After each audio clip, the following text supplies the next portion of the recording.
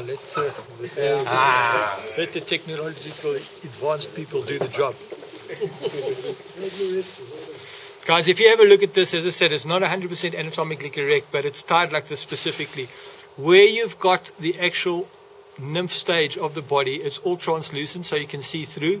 And that dark piece there actually indicates supposedly where the head of the fly would be, and there's a couple of little legs underneath that. So that's why you've got that dark band, and then you've now got the adult emerging out with the wings coming out of that. And now if you tie in your parasol, you'd have your parasol tied in over here going up, and that flower would sort of sit like that, and you can just drift them around in the wind, and they're really brilliant fun to fish. Right, I'm going to try and make this fast and as simple as I possibly can for you. You might have to do a lot of pausing.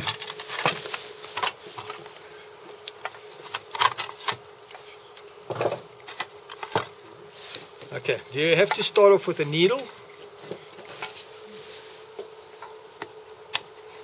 The nice thing about making this tail is it actually can lead to many other techniques for many other different kinds of flies.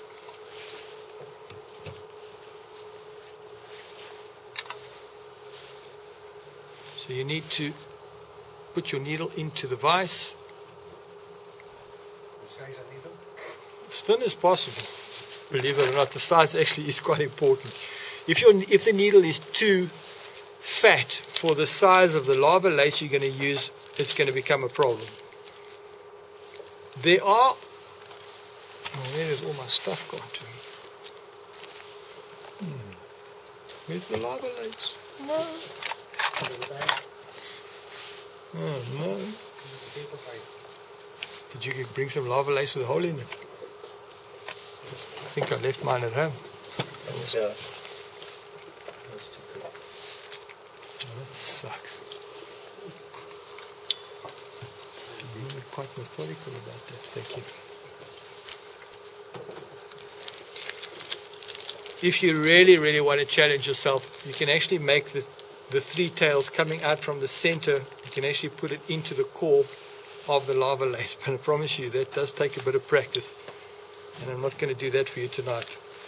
So just take yourself a piece which is slightly longer than what you slightly longer than what you actually think you might need, and try and slide it up. Unfortunately this one's a bit thin. Jeez, my eyes are going bad. So we just slide it up onto the needle.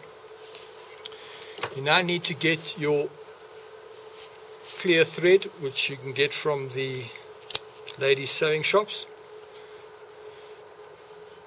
This stuff is possibly one of the best materials you can use for putting on eyes, boobies, all sorts of things. You can do a lot of stuff with this. Tying in these tails is very important. This is where the lava lace and the hook, the end of the lava lace is. You do not want to start right at the end there. You want to give yourself at least 3 or 4 mils away from the end and then start moving back towards the end. You must be careful of doing 2 things here. If you start off too close, it's going to slip off the edge. And if you start off too far away, you're then going to have to build up quite a big fat piece here. You also don't want to get a situation where you build up a big hump like you would with a dry fly. On the dry flies, when you really want those tails to kick up, you put a little hump of thread there so that the tails actually kick up. This you want to avoid doing. Try to avoid doing that, because this stuff is quite difficult to tie with. It doesn't actually seat itself and grab as easily as cottons do. So you've got to be careful. You're working with very slippery materials. That's very slippery, and this is very slippery, and you're going to find that the tails are going to keep wanting to turn and jump around and do all sorts of things. Now, this is mono, yeah. If you go into any of the ladies' sewing shops, just ask them. They call it invisible thread. It's flipping cheap. If you go buy in the fishing shop, you're going to pay a lot more for it. But it's very cheap and it's brilliant. This stuff for putting booby eyes on and all sorts of stuff, it's just the best. So just check exactly where your edge is. I've given myself quite a bit of space from there right across to there. So I'm going to lay it off at about Keep a fair amount of tension on this.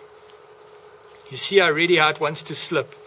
Now you notice that I'm doing it like you would with a needle knot. I'm actually laying the edge away and then putting the wraps over the top. So I'm keeping a relatively flat surface there. I don't want to build up a big fat lump there, because if you build up a big fat lump there, you're going to have problems. Oh man, where's my other stuff now? You've been playing here. Yeah, that's true.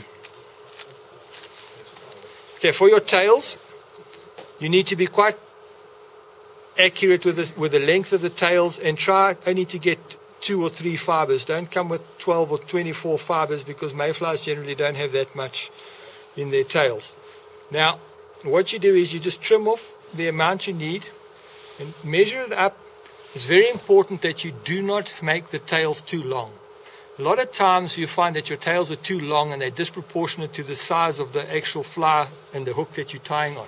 So you can make the tails what you feel is proportionate to the length or the size of the hook that you're fishing with. Now, what I'm doing is I'm actually going to lay the fibers my side of the hook, but pointing down this way. But because these materials are so slippery, even though we've laid a base here, they're still going to want to slide over. So if I put it directly on top, it's going to slip over to the other end. So I'm just going to try and just trap it in. It's incredibly slippery. You might need to pinch it and just grab it in place. And then I've got a couple more fibers here than I should. I'm not going to go and sift through each single individual fiber now, because it's going to take time. But if you look at the sample that I've got here, it's got 3 tails on it. This has got a lot more than 3 tails on it. But that you need to, when you're tying your fly this evening, try and be quite precise about that. Also try now not to allow the lava lace to slip around the actual hook, the needle, because the lava lace tends to want to slip around. One of the most important things, and if you forget this, you're going to have problems. If you don't put enough pressure on this thread, this thing is going to jump off here quite easily. And secondly, if you put too much pressure on this, you're not going to get this lava lace off that needle. It will stick on that needle. You won't get it off. You'll get it off, and your whole fly will be concertinaed and squashed up like that. So, in terms of speed, I'm not going to worry about putting exactly 3 tails in, but try and aim for a bit of accuracy in your tying. What I will then definitely do is I'll make sure I'm going to now try and work everything on top. I don't want my tails to fall over to the left or the right, and I don't want my lava lace to start to spin. It's very, very important that you just put a little bit of varnish onto that and just get it to set, because these materials on their own, as I say, they have nothing really to bite into, and I'm not putting too much pressure on it that I can't get this off. Now what I'm going to do is I'm just going to work forward slowly just to the end of where I started this whole tie-in point. My tails are quite short, they're kicked up just a little bit, everything I'm looking for. Now what I want to do is I want to create a segmentation in the lava lace to give, yes.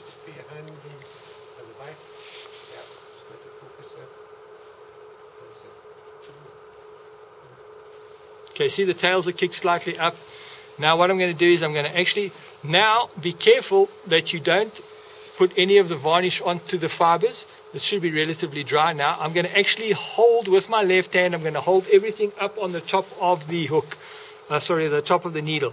And I'm going to lay good equi-spaced ribbing, and I'm putting quite a lot of pressure on it so that it starts to look like the segmentation of the insect.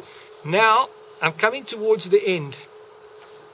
Again, exactly the same principle and the problems that I had on the left hand side are going to be applicable on the right hand side, and even more so on this side, because now you're coming to the taper of the needle and everything can slide down the front. I've got to give myself enough space from where the needle ends to tie off nice and neatly.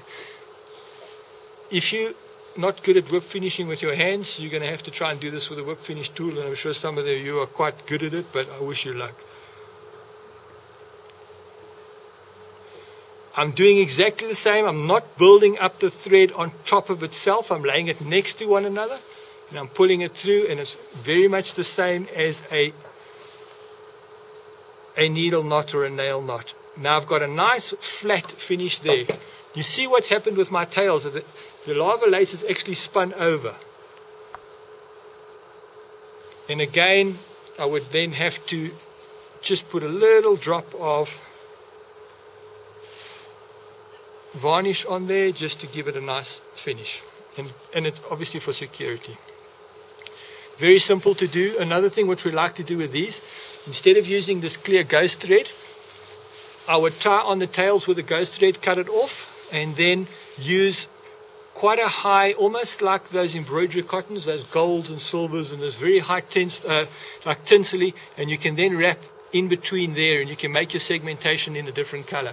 It's really, really awesome to sometimes do them in a soft yellow or a soft green.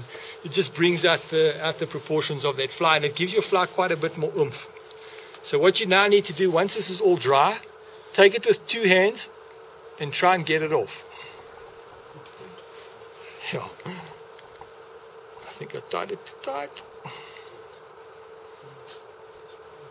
See what I mean? How difficult it can actually be sometimes to get it off. Oh, I just cocked the whole tail up. Shit. Sorry guys, I'll have to do it quickly again. Be careful. See what I mean about, sometimes what is good to do is just take a little bit of face wax and just put it out there and just do it again. I'll just do it very quickly. Yeah.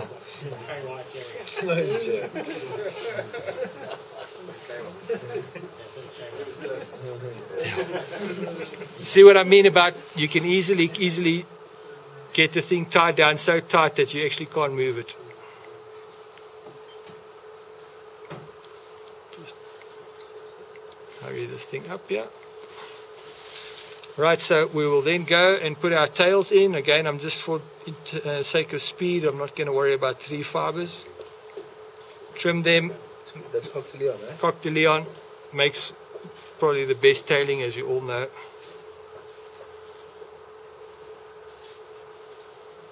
It's nice, just bring up those tips, cut them off.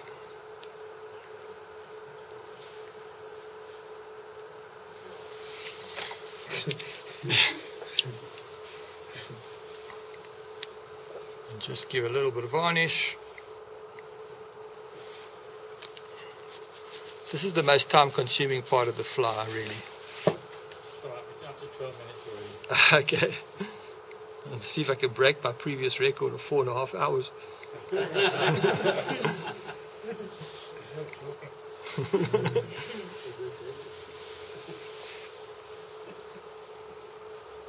So I presume if your needle relationship with the ID of your lava lace is perfect, it wouldn't be as challenging to... Yeah, that's why I did have my own lava lace, but I obviously left it at home somewhere. So Ivan kindly donated me this piece, which you're all going to have to use. Have you tried this with other threads? Oh yeah, it's wonderful. I like to make these with different colored threads going in between. There's I've got like a metallic olive green one. Just in terms of workability, not so much. Yeah, no, it works really well. All right, so now we've got our tail made. I don't know if you can see it wherever I am. Oh, yeah. God, where am I? Oops. Okay. So the tail's made, splayed. Now what we'll do is we'll get our hook.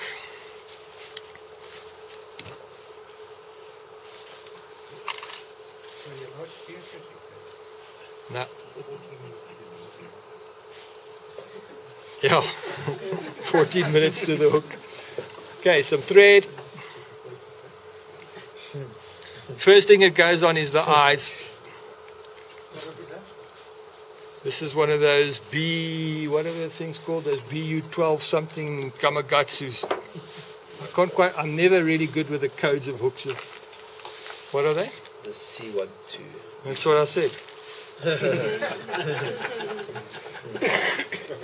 Okay. A lot of guys like to make the eyes on their forceps. I don't like to do that because this gives me the exact sizing of the eyes that I need. So I always like to make the eyes on the actual hook itself. And just really get them on nice and strong. is good to put a bit of super glue on them. Just bring your materials together like that so that you have both sides equal. And just trim. If you find they're too long, then just trim again. Then both sides will be equal, and you can then just move your thread out the way, or in fact you can actually just cut that thread off. What sort of length, Rob? The eyes, Yeah. I'm looking at here, it also depends on the thickness of the mono you're using. I'm using 12 pound here, so it's probably about, I'd say about 5 mils, 4 mils, somewhere around there. If you, Fit that in the vein? sorry? Would fit that in the vein?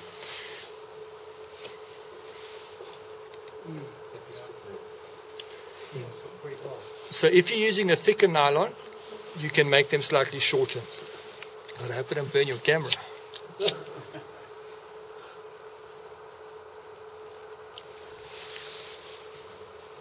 Don't forget to blow it out, otherwise you just end up with nothing. I'm not.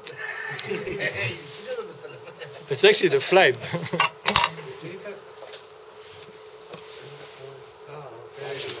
You see the nice, you can make the eyes as wide or as narrow as you want to, and for these mayflies you actually want to compress the eyes quite close in. I never ever like to use them on the forceps, and then you've got that standard width of the jaws of the forceps, and you can't actually control the width that you want the eyes to be.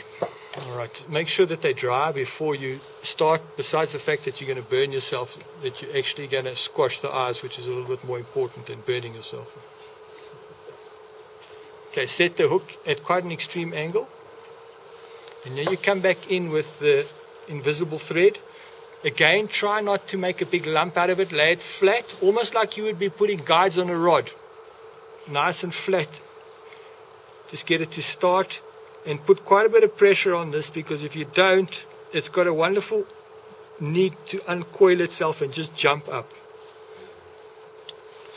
If you want to, and you're tying some durable flies, I would advise that you put a little bit of glue on there. Now, who stole the tail? Oh, there it is. Right, what you do now is that the tail, unfortunately, is not in proportion, and it hasn't got exactly the fibers and stuff, but in terms of time, you can also come back in, and if you want to, you can actually just trim. Oh God, where am I? You see that little piece that's sticking out the butt? You can trim that little piece off, but be careful you don't cut the threads. Now you're going to be putting in the actual abdomen of the mayfly. Do a nice strong pinch loop there,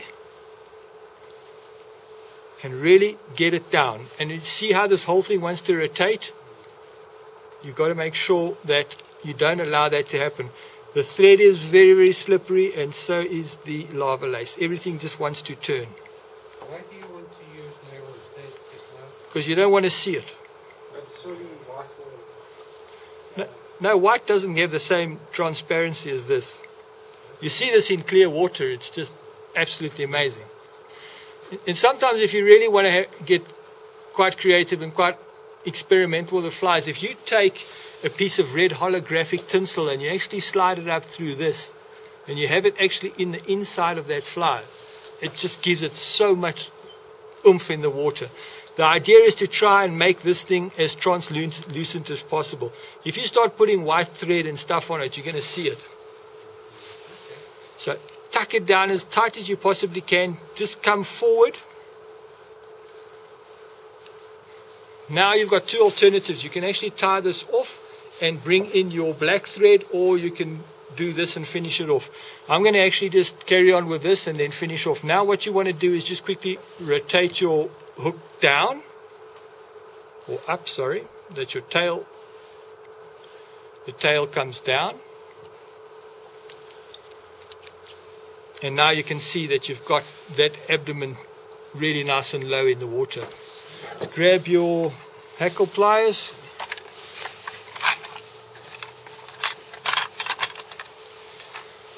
You need a good strong grip on the hackle pliers. Just be careful now that you do not pull too hard and actually pull the rest of the abdomen around the hook. Wind it in nice turns. So now what you're creating is the thorax. You're now creating the thorax of the nymph or the emerger. So you see I've now created the thorax of the emerger coming up there. Otherwise, if you don't do that, it just looks like a mayfly has got a really long, strange thing hanging out his butt. So you want to have, this is the thorax area, and there's my abdomen there, and there's my tail. So that there is technically the whole of the emerger. Now, as I said earlier, what would really be happening is the adult would actually be splitting out from there, along the top, not here. But in terms of fly tying and fly fishing and still making a fly that works, you quite easily finish off over here. I like to bring this lava lace up to the top. I don't like to finish it off at the bottom because I find I don't actually know exactly where it's going and it always sticks out somewhere. So I just bring it right up to the top and I'm really putting as much pressure on this thing as I can. You got to make sure it's damn strong now before you do this, because if you now snip this and this whole thing unrolls, you start right at the beginning again. So we have now created, that is the actual part of a whole mayfly, and now we're going to create the part that's actually going to metamorphosize and come out of that. I should have gone slightly one less wrap than that. I brought it forward a little bit too much, but I'll just improvise and go back a little. Just remember one thing about the eyes, give yourself enough space in the front to actually tie off without having to run into a problem without having space. Just do a good strong whip finish here. Pull it up nice and tight, cut it off. We're done with that. Now we can come in with our dark thread. Just lay your thread over. Try to compress this area down where you've actually cut off. I'm just going to work slightly further back because I've just taken up too much space on this fly. Be careful, guys. You see about there, that's really where you want to finish off, about there. So what I'm going to now do is I'm going to create the illusion of the head. And I'm going to just put in, I want something that's going to give me the dark head with the slight bit of fur at the bottom, which I can pick out to make some legs.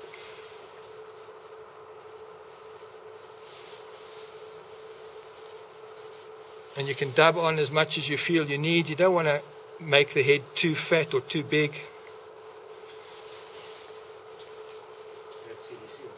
This is just bunny, Easter bunny.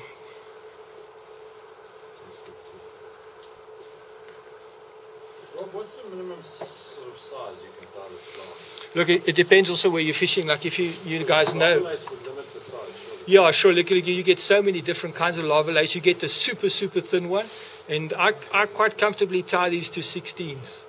No problem at all. Under that, if you start going lower than that, yeah, it becomes very difficult. What size is this one? This is a 10. All right. And this is not a bad size. And also, as I said, it's very much dependent where you're fishing. Like you go and fish mayflies in Europe. Those things are massive. A mayfly in Europe, and I'm not exaggerating, if you can see, oh God, where am I on this machine? If that's my hand, right, that mayfly would probably, the wing would probably sit that high. It would be about a size 6 hook, no problem. Yeah, I've seen pictures. I've got photos from England with Jonathan Bolton and I on a chalk stream in England where we actually got mayflies that from the edge of their heads to their tails was taking up the whole palm of your hand, and the wings about that high. They're monsters. They say become the trout, eat mayflies. None of us are going to be fishing in England. It's a pity. It's a big pity. But these are great on our waters too.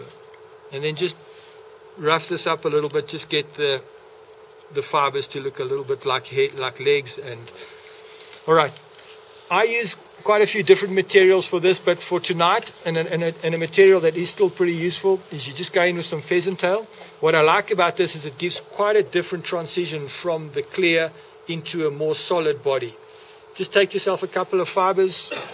It's always good when you're working with pheasant tail or any kind of very thin material like this to give yourself 1 or 2 spares, and you can leave those 1 or 2 spares hanging out the back. You can always cut them off if you don't have a problem, but sometimes you start winding and 1 or 2 of these things break. You've already got one lined up, it's good. So just put it in so it's going to taper, and then come in with some ribbing. Ribbing is important because you want to obviously give it some strength.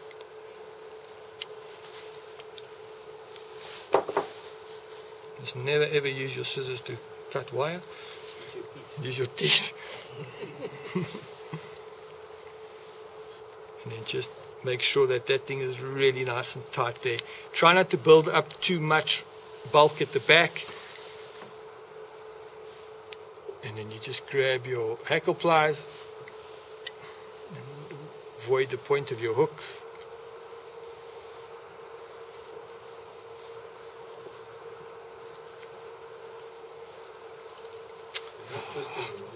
Yeah, I'm just laying them on. Unfortunately, this is not a this is pheasant tail. This is not a very good hackle pliers. I like this thing for the length, but a little thing that I do quite a lot if I'm really tying and I want to tie flies that are durable, I will leave my thread right over there in the middle, and then as I get through 1 or 2 wraps, I'll just secure it.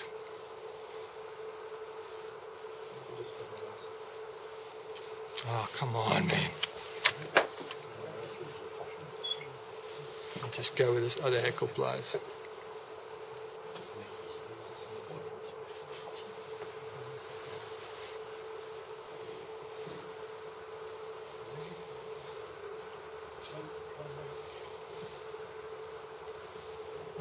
And you can just give it a security. You can leave your thread here, and then you see this stuff is just breaking. It's so old. Alright, let me just quickly put another piece. Sorry guys, this is not going well with this. Quickly, another piece here.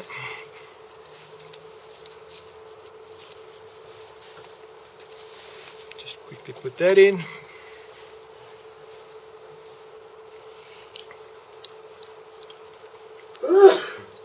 Copper wires disappeared. This is having a real nut here.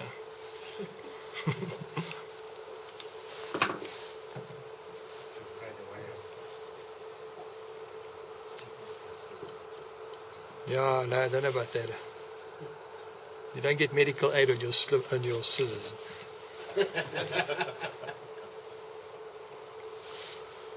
Yeah, you shouldn't bite wire with your teeth. It's not a good idea.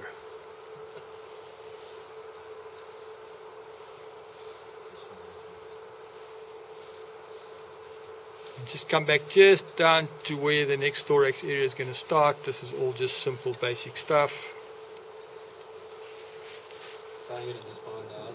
Yeah, I just bring it quite close into the thorax without making too much bulk there, because you do want that thorax to be slightly fatter, and then just counter rib your ribbing so that you've got a nice bit of security there.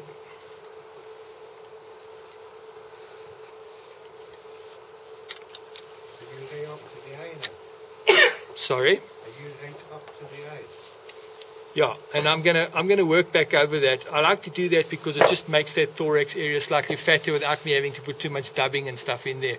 Because you always want that thorax area to be slightly fatter. So if you stop before the thorax area, then you still got to build it up again. So now what I can do is I can just wind backwards over that area, and I can then add in my next bits. Right, now what we're going to do is we're going to add in the wing. And for the wing, a really, really great thing to use is CDC. Put a CDC wing on there. As you know what CDC, the properties of CDC, it really, really holds. The important thing about the CDC on this fly, it actually holds a lot of air bubbles, and that's one of the things that really make it quite attractive to the fish. So you can put in quite a lot of CDC, a nice plume of CDC. Otherwise, you can go and you can put yourself some nice raffia in there. Yeah, we can use CDC if you want. Where is it? Oh, there we go. This is the biggest packet in the world.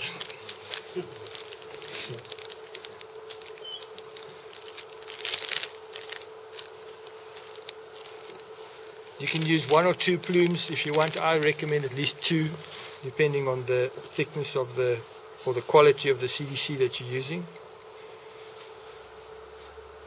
Just take two nice little plumes, marry them up together, stroke them back. Another thing about CDC, I'm sure you all know, you want to try and handle it as little as possible, because the more you handle it, the more you actually put your oils onto the CDC, which also is not very good for the material. So you come back in there, just put this on the top, and you can now lengthen it if you feel you want it longer or shorter. When you cut materials like this, it's best to grab them and just give them a turn, because if you grab them and give them a turn, it actually makes it up into like a rope, and you know exactly where you're cutting. Because if all the fibers are all over the place and you start cutting, a lot of times you actually don't get the cut you want. And it's very quick when you get used to it. You just take it, twirl it with your fingers, it rolls up into a nice rope, and it's very, very easy then to cut. Can you just repeat the base? Sorry? Just repeat the base. The other way. Oh Lord. Okay. CDC, you put them like face to face or back to back? Or? I just try to get them that two concaves meet like that, and you can compress them in there like that. CDC is really, really an awesome material for this fly. Wing case, where's my wing case? Bloody hell. No, I like to, in a lot of my flies, I really like to have shiny wing cases. For me, it just, I don't know if it gives me more confidence, but I just find, for me on my flies, it does make a big difference to have very, very shiny wing cases. Yeah. Where? Flash, I don't need flash. I want to use this. Thanks.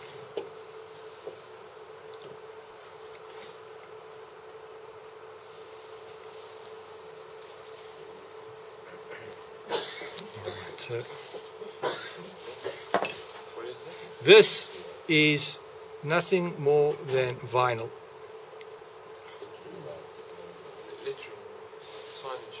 Vinyl is one of the most versatile fly tying materials ever. I'll show you flies that I make with bodies and all sorts of stuff with this stuff. And you can get it in 600 million colors. You can get it in 600 million different designs. Okay, now what I'm going to do is I'm just going to pop. Now let me do this first. Guys, this I'm just going to leave as an alternative for you guys tonight, whether you decide to tie it in or not. I would advise that you put this Parasol in tonight. If you're going to put the Parasol in, just give it a very soft nibble, so you just make a rough area for this just to actually set in. Don't bite it too hard that you end up with 3 pieces. That would be where your Parasol is going to go, like that. So you know, you can lengthen or shorten this thing to the depth of the water that you need to fish. That's why a lot of times when the guys who really fish these a lot, they make that little loop on the top and they actually add their Parasols easily. You all know how to do a uni knot. You know the uni knot's the one that you pull. It's almost like a hangman's noose. The more you pull it, the tighter it gets.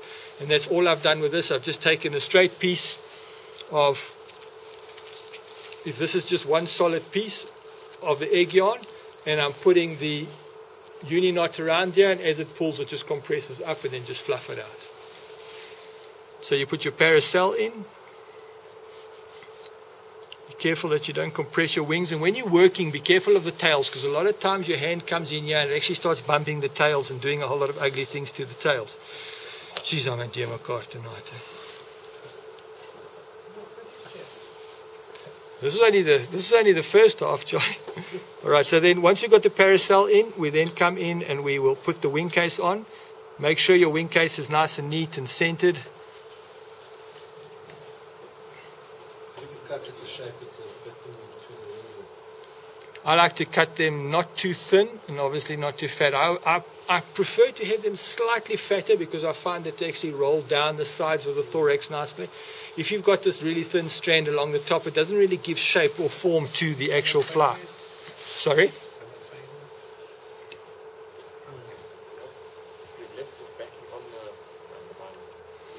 Ever? No, I took it off. No, you take it off. You must take this backing off because it's just paper and it turns to snot. All right. It just gets all like soft and porridgey, and so you must take the backing off. And this vinyl is amazing stuff. I don't know many people that use it, but I got a bag full of it like this. I got pinks, and I got a Dayglow orange one, which when that stuff runs out, I give up fishing. Okay, now what we need is a very simple finish.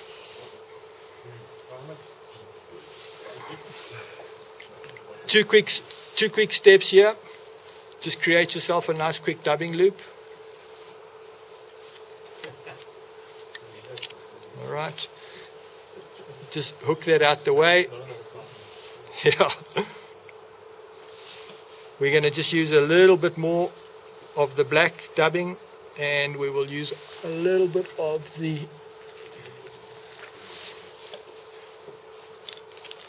ice dub. Just not too much ice dub. You just want to have a little bit of attractive qualities to the fish, but you don't want to overdo the color. Just blend your two colors together.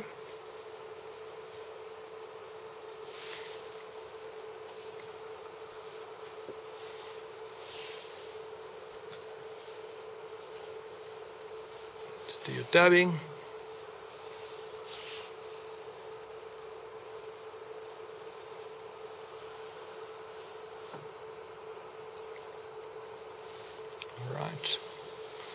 Now we need a little bit of black CDC, or the same color CDC as that you've used for the wing.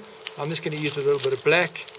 You can tie the CDC in where you put the dubbing loop, and you can actually just palmer the CDC through. That's quite easy to do, or you can put in a dubbing loop. Again, be careful that you do not use too much material onto the... Where's my clip? I like to use the loop because I can really control the amount I want. I'm only going to use one side of the CDC because, again, I don't want to overdress the fly. Then just grab it in your loop. Before you put it in that seat? Sorry? Before you put it in that seat, you watch it. Okay. You all know how to do this. Just like standard stuff.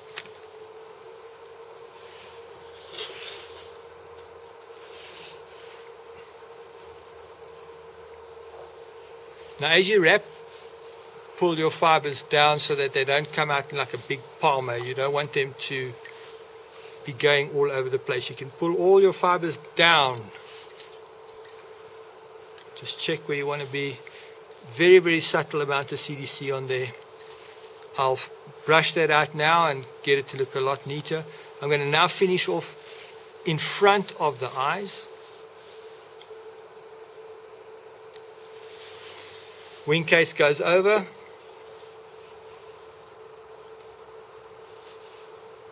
When you put your wing case in, just make sure that you don't fold the one edge up in towards the center.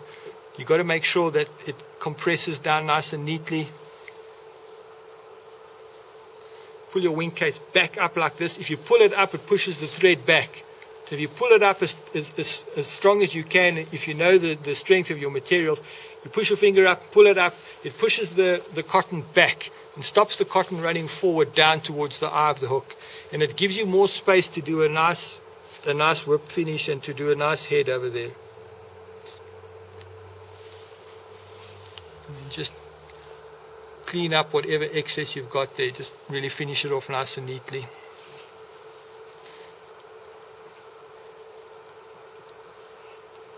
Tie these flies, fish them, and promise you, you'll be pleasantly surprised what fun you can have with these.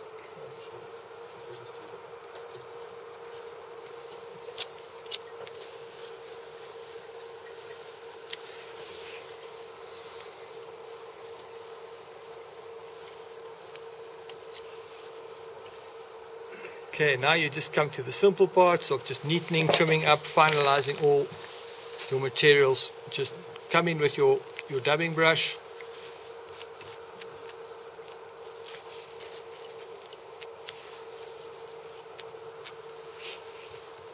And you can just be careful of your orange on top of the aerial. I like to really put quite a lot of work into just getting the shape of the thorax the way I like it. I want it really buggy, and I wanted lots of fibers hanging off the bottom there. And the little eyes are really nice and neatly in place, and the CDC feather is great. Now, when you're going to fish this thing, it's going to fish with that parasol hanging up like that. And that fly, I promise you, catches you so many fish. It's brilliant on a river. You can fish it with droppers underneath. It's brilliant on a lake. You can fish it with different patterns underneath it as well. It's got a lot of versatile opportunities to do some really good stuff with it. I think if Charlie wants to keep one, you can keep this one that I tied, because it's slightly nicer than the rush job that we did tonight. But that, I'll clean this tail up and I'll give you both, all right? And then you can have both. But that's the concept.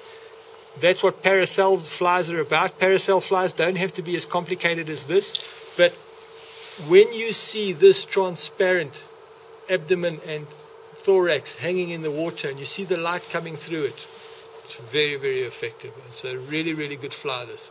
And it's actually very quick to tie, believe it or not. Thank you. What's the point of having two heads? Have you got two heads?